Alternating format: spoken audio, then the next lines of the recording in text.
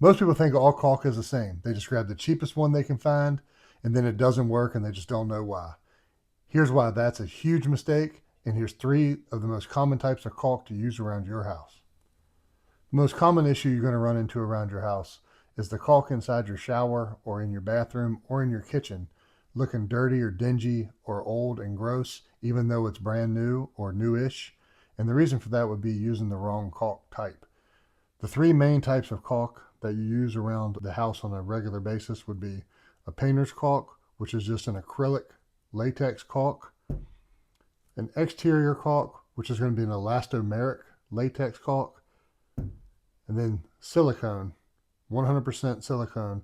That's going to be used in all the wet, damp, bathroom, kitchen, anywhere that it needs to stick to metal, tile, and be able to keep water in or out and not mold or mildew, or at least not as quickly. Starting with painter's caulk, this is going to be the most general, basic.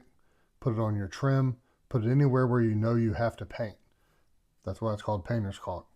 Still acrylic, still going to last for a long time. It's not going to shrink and crack and fall apart indoors, but it's not meant to be used outdoors. If it gets exposed to UV light, the weather, ups and downs in the temperature in a drastic fashion, it will separate, it will lose adhesion, and it will crack.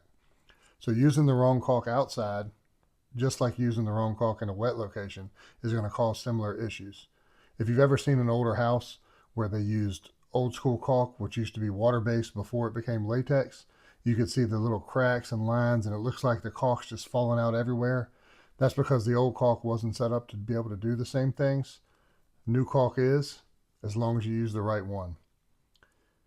Inside your house, if you're going to be painting a door, replacing a piece of trim, painter's caulk is what you're going to want to fill the gap between the baseboard and the wall.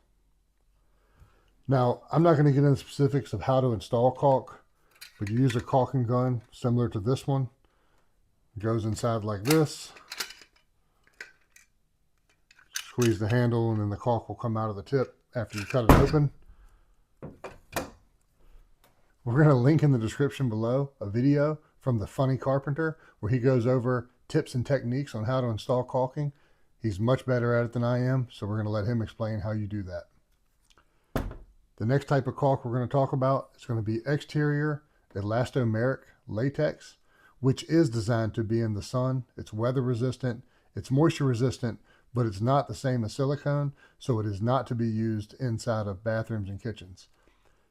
In my 20 years of business being a contractor, the overwhelming majority of mold and mildew issues I see in bathrooms, especially in showers where a towel meets a shower pan or where the shower surround meets a tub, somebody used exterior caulk and it turns black, spotty, mildewy, and moldy.